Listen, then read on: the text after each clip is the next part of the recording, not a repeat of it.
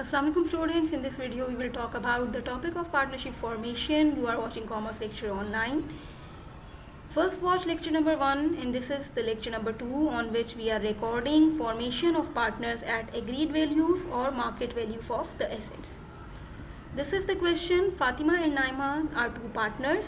They are merging their business and they are forming a new partnership with the name of Nafa Traders. These all are the assets and liabilities and capital of Fatima. These all are the assets, liabilities and capital amount of Naima. ये वो assets हैं जिनको वो contribute कर रहे हैं, invest कर रहे हैं नए बिजनेस नफ़ा ट्रेडर्स में, और इस नफ़ा ट्रेडर्स में इन दोनों की इन एसेट्स को हमने इन वैल्यूज़ पर रिकॉर्ड करना है। जर्नल एंट्रीज रिकॉर्ड करेंगे और इनिशियल बैलेंस शीट बनाएंगे।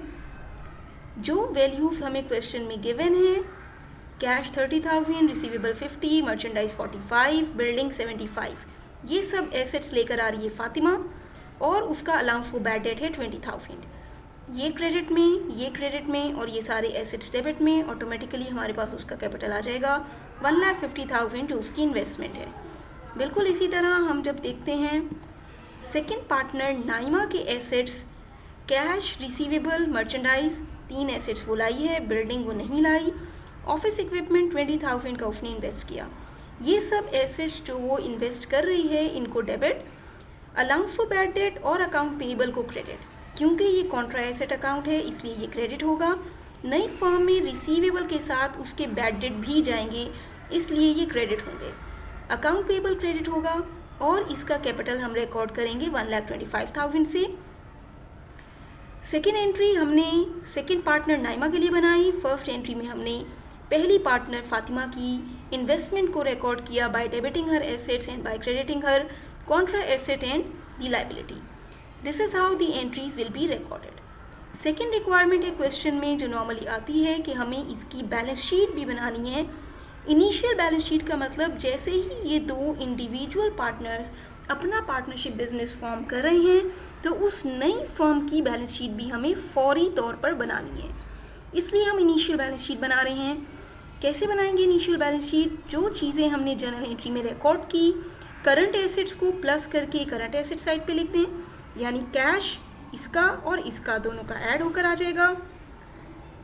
रिसीवेबल भी इसके और नाइमा के दोनों के प्लस होके आ जाएंगे, मर्चेंडाइज भी ऐड होकर आ जाएगी, ये हमारे करंट एसेट्स हो गए। फिक्स एसेट में हम बिल्डिंग, इक्विपमेंट लिखेंगे।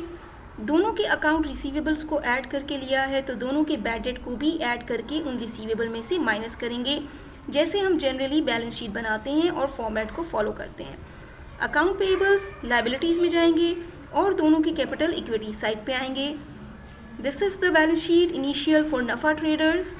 कैश ऐड करके 90,000 हो गया, रिसीवेबल में से बैड डेट माइनस करके हमने नेट अमाउंट ले ली जो कि आएगी हमारे पास 50,000। इसकी फॉर्मेटिंग हम प्रॉपर करेंगे। 30,000 को हम माइनस कर रहे हैं 85,000 में से और हमारे पास 50,000 का बैलेंस आ रहा है जो कि है उनके नेट रिसीवेबल्स। तो 35,000 माइनस करके 50,000 हमारे पास नेट रिसीवेबल्स हैं, वो ऐड होंगे करंट एसेट्स में। मर्चेंडाइज इन्वेंट्री टोटल आ गई, इन तीनों को प्लस करके फाइनल अमाउंट ये टोटल करंट एसेट्स की है। दोनों के जो फिक्स एसेट्स हैं वो हमारे पास आ जाएंगे। बिल्डिंग की वैल्यू ये टोटल फिक्स एसेट हो गए, करंट एसेट और फिक्स एसेट को ऐड किया तो टोटल एसेट्स आ गए। दोनों की पेएबल्स को प्लस किया, टोटल लायबिलिटीज वही हैं और कोई लायबिलिटी नहीं है। दोनों के कैपिटल को यहाँ ऑनर्स इक्विटी में लिखें, टोटल ऑनर्स इक्विटी आ गई। और इस तरह से हम न्यू फर्म नफा ट्रेडर्स में दोनों पार्टनर्स के एसेट्स, लायबिलिटीज और कैपिटल को शो करके उनकी बैलेंस शीट प्रिपेयर करेंगे, जिसे हम कहते हैं इनिशियल बैलेंस शीट, क्योंकि फर्म अभी अभी फॉर्म हुई और फौरी तौर पे उसकी बैलेंस शीट बनाई गई है उसी डेट पर जिस पर हमने उनका फॉर्मेशन रिकॉर्ड किया। ये फॉर्मेशन हुआ था मार्च 31, 2020 को, इसलिए हमने इनकी बैलेंस शीट भी बनाई मार्च 31, 2020 को। Like the video, share it with your friends, subscribe the channel commerce lecture online.